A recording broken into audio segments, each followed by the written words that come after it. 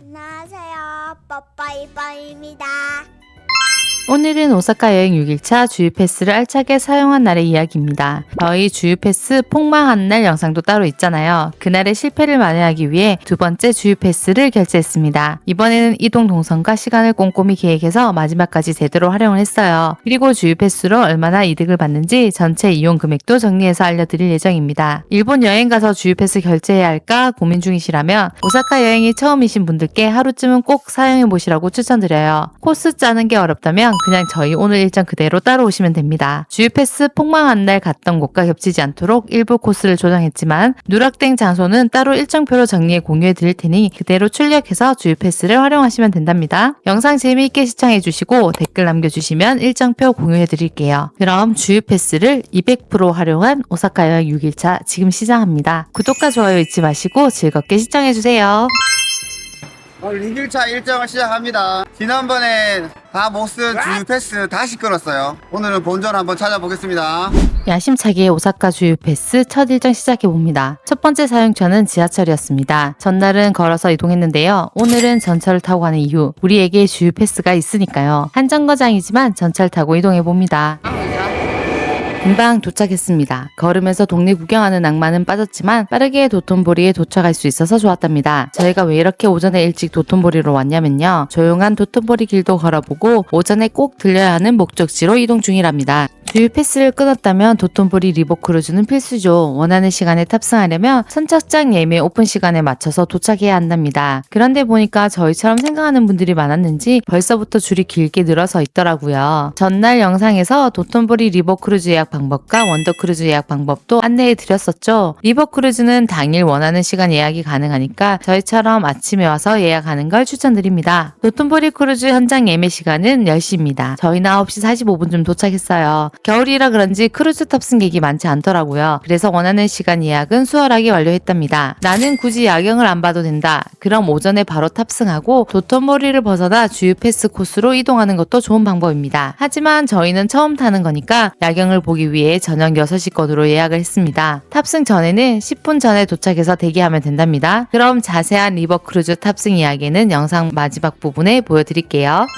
예약도 마쳤으니 다음 코스로 이동해 볼게요. 이번에는 주유 패스를 바로 활용할 수 있는 코스로 이동할 예정입니다. 지난 주유 패스 폭망편에서 입구까지 갔지만 입장도 못 해봤던 장소, 바로 우메다 스카이 빌딩을 가장 먼저 방문했습니다. 도톤보리에서 우메다까지 열차로 이동하는 동선이 짧아서 이동하기 좋았습니다. 그래서 우메다 쪽 체험 가능한 시설을 오전에 미리 방문하는 게 주유 패스를 활용하기 좋은 코스랍니다. 우메다에 도착을 했다면 3시 이전에 주유 패스로 무료 입장할 수 있는 우메다 스카이 빌딩부터 방문을 하는 게 팁입니다. 여기 전망대는 노을 질 때 오면 정말 좋지만 그 시간에는 할인만 적용되고 입장 대기도 길어요. 그래서 주유 패스를 알차게 사용하기 위해 오전에 방문을 했습니다. 우메다 스카이 빌딩 관련해서는 같은 재생 목록 안에 있는 별도 영상 참고 부탁드리고요. 지금은 낮 분위기 영상으로 함께 잠깐 구경해 보실게요. 추가 꿀팁을 드리자면 주유 패스 없이도 전망을 즐길 수 있습니다. 혹시 주유 패스가 없지만 전망을 보고 싶다면 방법이 있습니다. 저희도 몰라서 첫날 줄만 보고 돌아왔는데요. 스카이 빌딩 엘리베이터를 타면 39층까지는 무료 입장이 가능합니다. 공중정원 전망대 매표소가 바로 39층에 있기 때문이에요. 즉 39층까지는 공짜. 우메다 스카이 빌딩 전망대 입장료가 꽤 비싸죠. 저희도 주유 패스 없이 방문했다면 유료 입장을 할지 고민을 했을 것 같아요. 그럴 때는 39층까지만 올라가서 전망 구경만 하고 가셔도 좋습니다. 그렇게 우메다 스카이 빌딩을 즐겁게 보셨다면 저희가 이날 코스에 넣진 않았지만 우메다 쇼핑센터로 이동해서 해파이브 대관람차를 타는 동선을 짜면 주유 패스를 더 알차게 활용 가능하답니다. 그리고 스카이 빌딩 지하 1층에는 일본 레트로한 분위기의 식당가가 있어요. 전통적인 일본풍 식당들이 있어서 이용하기 정말 좋답니다. 전망도 보고 지하 1층 식당가도 함께 이용해보세요. 39층에서 저희는 공중정원 전망대로 올라가 볼게요. 주유 패스 QR코드 찍어서 확인하고 매표소 뒤쪽 에스컬레이터를 타고 올라가면 된답니다. 전망대 정말 아찔하면서도 멋지더라고요. 6개의 건물을 최상층에서 연결해서 만든 공중정원은 오사카 여행 오셨다면 한 번은 들려보시면 좋은 전망대랍니다. 입구에 관련 애니메이션이 있었는데 그게 참 재미있어서 아이들이랑 처음부터 끝까지 보고 왔습니다. 전망대 기념품 뽑기도 뽑아봅니다. 생각보다 퀄리티가 낮아서 아쉬웠어요. 전망대 기념품은 스텐카쿠 전망대가 더 좋아요. 야외 전망대로 나와봤습니다. 날씨가 생각보다 괜찮아서 그런지 멀리까지 보이고 탁 트인 전망이 좋더라고요. 막상 올라와서 보니 두 건물이 이어져 있는 느낌은 안 들더라고요. 여행 책자는 야경을 위주로 사진을 찍어놔서 그런지 낮 분위기는 사진과는 많이 달랐습니다. 간단하게 한 바퀴 둘러보고 다시 실내로 들어왔답니다. 우메다 스카이 빌딩 오시면 꼭 하고 가셔야 할 거 전망 보면서 아이스크림 먹기랍니다. 아픈 다리도 쉴 겸 잠깐 쉬었다 가시는 것도 좋습니다. 다리가 안 아프다면 바로 햇바이브로 가시면 더 좋겠죠. 오전 중에 우메다 쪽 주유 패스 사용하고 쇼핑몰도 좀 구경하고 다음 장소로 이동하면 시간이 딱 좋답니다. 우메다 스카이 빌딩은 이 아찔한 에스컬레이터가 제일 기억에 남아요. 에스컬레이터는 입장료 상관없이 이용이 가능하니 꼭 이용해보세요. 다음 오사카 여행 때는 하루카스 전망대에 다녀와서 소개해드릴게요. 거기 못 본 게 아쉬움이 많이 남네요. 여기도 식당가 있긴 있던데 저쪽 동네로 가서 먹자. 점심도 먹을 겸 근처 쇼핑센터로 이동을 합니다. 저희는 우메다 요도바시 카메라 건물로 들어갔는데요. 건물 내에 링크스 우메다 지하 1층에 위치한 푸드코트에 들렀습니다. 여기 지하에 다양한 식당이 많이 있었습니다. 인기 있는 곳은 웨이팅이 있더라고요. 자리도 없고 해서 저희는 일단 4시 앉을 자리가 필요해서 한 바퀴 둘러보고 자리가 넉넉한 곳을 골라서 들어가 봤답니다. 그래서 저희가 선택한 식당은 하람이라는 이자카야였는데요. 복잡하지 않아서 들어갔는데 이자카야라서 손님이 낮에는 없었나 봅니다. 뭔가 뽑기하는 느낌이다. 음식을 시키는데. 찌기네. 야 이거 찌긴다. 이거 계란국이다. 진짜 맛있다. 메뉴는 이것저것 시킬 게 많았는데요. 간단하게 고기가 올라간 덮밥 종류를 주문했답니다. 제가 카메라를 들고 들어가서 그런지 사장님이 꽤 긴장을 하셨더라고요. 안 그래도 음식이 작은데 주문한 고기가 나중에 나와서 먹으면서도 배고픔을 겪는 그런 상황이었답니다. 여기는 가족 단위 외식보다는 간단하게 맥주에 함께하기 좋은 곳이었습니다. 어디로 하면 되는데?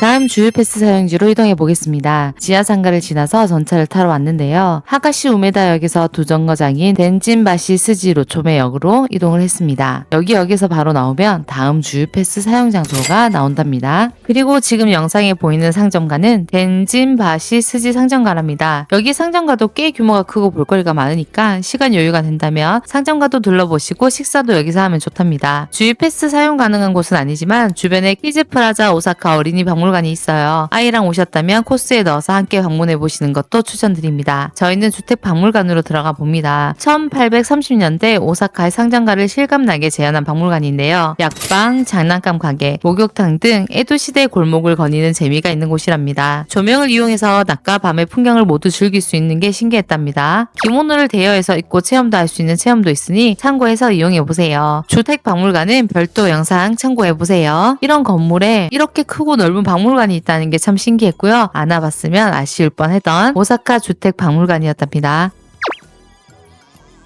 저희 가족이 다음 주유 패스 사용할 장소로 이동합니다. 덴지바시 스지 요초메역에서 다니마치 연초메역으로 이동했는데요. 저희의 주유 패스 사용처는 바로 오사카 박물관입니다. 저희보다 좀 빠르게 움직여서 오사카성과 오사카 박물관을 같이 관람하는 게 원래의 정석 코스입니다. 저희는 오사카성은 먼저 일정에 다녀왔기 때문에 뺐지만 함께 방문해서 관람하시는 코스로 잡으면 딱 좋습니다. 오사카 역사 박물관으로 들어와 봤습니다. 짐은 들고 들어갈 수 없어서 라커를 이용해야 하니 참고하시고요. 본격적으로 전시 관람을 시작했는데요. 엘리베이터를 타고 10층에서 한 층씩 내려오면서 관람하는 코스랍니다. 박물관 창밖으로 오사카 성과 공원이 잘 보이는 게 특징이었고요. 그만큼 위치도 가까이 있고요. 고대부터 현대까지 오사카의 역사를 살펴볼 수 있는 곳입니다. 나라시대의 궁정 복원 모형과 실물 크기의 궁녀 인형도 인상적이었습니다. 에도시대 오사카 거리와 다양한 미니어처들이 전시되어 있어서 관람하기 좋았답니다. 역사박물관은 아이들과 방문해보기 좋았습니다. 개인적으로 주택박물관이 더 재밌긴 했어요. 규모가 크고 한번 둘러보기에 괜찮아서 주유 패스 사용할 때 방문하는 코스로 이용해보세요. 오사카 역사박물관 관련 영상도 별도로 준비해서 보여드릴게요. 그리고 저희 박물관 관람하고 나와서 NHK 방송국이 옆에 있어서 들어가 봤답니다. 스티커도 선물로 주시고 직원분들도 친절하셔서 들린 김에 한번 들려보시기 괜찮은 곳이랍니다. 오. 다음 이동 장소는 지하철을 환승해서 이동했습니다. 아니마치 연초메역에서 사카이 스지 혼마치에서 환승해서 니폰바시에 도착했습니다. 오사카 역사박물관에서 남바까지는 전철로 5분, 환승 시간까지 포함하면 약 10분 정도 걸렸답니다. 지하철을 활용하니 어디든 쉽게 왔다 갔다 하는 게 참 좋은 오사카 여행이랍니다. 이곳도 다니다 보니 점점 적응이 되더라고요. 저희는 다음 주유 패스 사용을 위해서 잠깐 쉬기로 했답니다. 아침부터 강행군 중이라서 잠깐 카페에서 쉬었습니다. 그 사이 건담이랑 동이랑 사야겠다고 아빠랑 아들은 덴덴타운에 다녀왔습니다. 이번 오사카 여행을 하면서 느낀 게 이제 저희 아이들이 저희보다 체력이 더 좋더라고요. 앞으로 여행은 아이들 체력 걱정 없이 다닐 수 있을 것 같아요. 잠깐 쉬었다가 도톤보리 쪽으로 이동을 했습니다. 리버크루즈 탑승 시간에 맞춰서 선착장에 잘 도착했습니다. 리버크루즈 줄보다 오늘도 이치라면 줄이 기네요. 시간 맞춰서 기다리니까 티켓 확인하고 탑승 도와주셨습니다. 작고 인원이 적은 배도 있었는데 어떻게 탑승하는 건지 모르겠네요. 예약 인원에 맞춰서 다르게 운행되는 건지 모르겠지만 적당한 인원 탄 게 좋아 보였습니다. 혹시 여기 관련 정보 아시는 분 있으면 댓글로 알려주세요.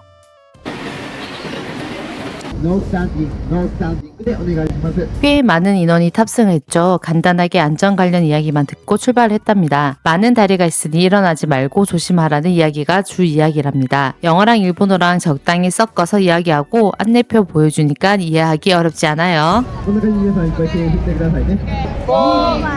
다시 인공운하인 도톤보리 강을 순회하는 리버크루즈는 약 20분 정도 탑승을 했던 것 같아요. 도톤보리의 멋진 강변 풍경을 즐길 수 있어서 좋았고 알록달록한 네온 사인이 예쁜 밤에 탑승하시는 거 추천드립니다. 자세한 탑승 후기는 별도로 준비해 놓을게요. 오기니 어땠어요? 뭐 순식간에 끝났네. 그래. 근데 내 생각에 저 끝에 다리에서 뭔가를 보면 또 예뻤을 것 같긴 한데 제일 끝에서 딱 돌아봤을 때 제일 예쁘더라고. 그 거리에 조명이 쫙 보일 때. 근데 뭐 잘 탔는 것 같다. 저희 이렇게 일정을 끝냈을까요? 아니에요. 저희 주유 패스를 사용할 수 있는 곳 한 번 더 이동할 거랍니다. 개인적으로 마지막 코스가 너무 좋았어요. 안 피곤하시다면 저희랑 동일한 일정으로 움직이시는 거 추천드립니다. 아마 오사카 성을 방문하고 리버크루즈까지 오시려면 저희처럼 저녁 6시는 너무 빠듯할 수 있으니 한 7시 걸로 예약하시면 일정이 잘 맞을 거예요. 대신에 리버크루즈를 타고 저희가 마지막 이용하려는 주유 패스 사용지는 마감 시간이라서 입장이 힘드니 참고하셔서 좋아하는 곳 위주로 방문해보세요. 시간이 빡빡하다면 개인적으로 오사카 성 천수각을 둘러보고 오사카 역사 박물관은 패스하시는 것도 괜찮을 것 같습니다. 그리고 이날 어쩌면 우리의 마지막 도톤보리가 될지 몰라서 골목골목 아쉬운 마음을 달래며 천천히 구경을 했답니다. 내 밟히는 풍경들을 하나하나 담아두고 그렇게 전철역으로 발걸음을 옮겼답니다.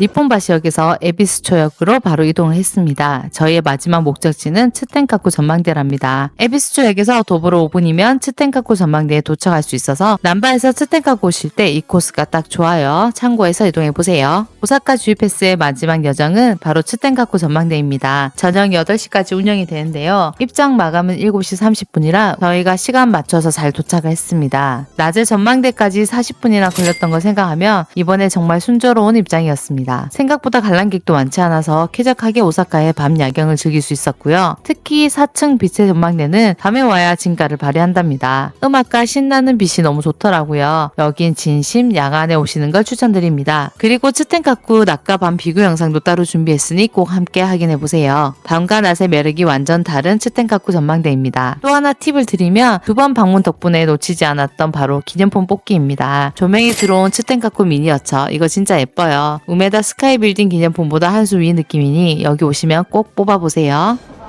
두 번째가 식당이고. 이렇게 저희의 주유 패스 일정을 모두 마쳤습니다. 저희는 숙소가 가까워서 마지막으로 츠텐카쿠 전망대를 보고 근처에서 저녁을 먹을까 했는데요. 결국 간단하게 돈키호테에서 도시락을 사서 숙소에 가기로 했답니다. 다음날 일정도 있으니까 주유 패스 일정 마무리하고 바로 숙소로 들어가려고요. 숙소로 가는 길에 츠텐카쿠 전망대를 배경으로 사진 찍기 좋은 장소에도 들렸습니다. 이곳은 많은 분들이 츠텐카쿠를 배경으로 사진을 찍는 명소인데요. 골목 구경하다 보면 자연스럽게 도착하게 됩니다. 그리고 여기 돈키호테로 바로 이동 가능하니까 여기까지 오셨다면 계단 올라오셔서 사진 한번 찍어보고 가세요. 이 위치는 바로 신세가에 있는 스파월드라는 곳입니다. 물놀이 시설이 잘 갖춰진 온천인데요. 수영복만 챙겨왔더라면 다른 일정을 빼고서라도 꼭 이용했을 것 같아요. 너무 아쉬웠지만 다음 여행 때는 꼭 들릴 계획입니다. 아이들과 함께라면 정말 좋아할 만한 곳이에요. 일정에 넣어보세요. 돈키호테에 잠깐 장도 보고 신세가의 주변을 아쉬운 마음으로 한 바퀴 돌아봤습니다. 그중 분위기가 정말 좋았던 곳은 장장 요코초 상점가였습니다. 약 180 40m 길이의 아케이드 상점가인데요. 아기자기하고 정겨운 분위기가 참 매력적이랍니다. 여기도 꼭 한번 들려보시길 추천드려요. 그렇게 동네 한 바퀴 돌고 숙소로 돌아와 하루를 마무리했습니다. 주유 패스도 알차게 사용했고 하루 일정도 꽉 채워서 정말 뿌듯했습니다. 아이들도 많이 걸어서 힘들었을 텐데 생각보다 잘 따라와줘서 고맙고 코스 자체도 너무 알찼던 것 같아요. 주유 패스 끊으신다면 저희처럼 다니시는 것도 정말 추천드리고 싶습니다. 자세한 일정과 코스는 엑셀 파일로 공유해두었으니 다운로드해서 활용해보세요. 그리고 이날 사용한 전체 경비도 정리했습니다. 주유 패스 사용해서 얼마나 할인받았는지도 함께 표시해뒀습니다. 오사카 주유 패스 제도로 사용하면 이렇게 할인받을 수 있답니다. 여행 계획 세우실 때 참고하셔서 즐거운 오사카 여행 되시길 바랄게요. 그리고 드디어 7일차 오사카 여행의 하이라이트 바로 유니버셜 스튜디오에 다녀왔습니다. 저희는 유니버설 스튜디오 가는 날 비가 왔는데요. 비 오는 날도 잘 즐기는 팁 그리고 입장 방법과 할인 정보까지 알차게 담아서 준비할 테니까 기대해주세요. 구독과 좋아요도 잊지 마시고요. 시청해주셔서 정말 감사합니다. 그럼 다음 오사카 여행 이야기에서 다시 찾아뵐게요.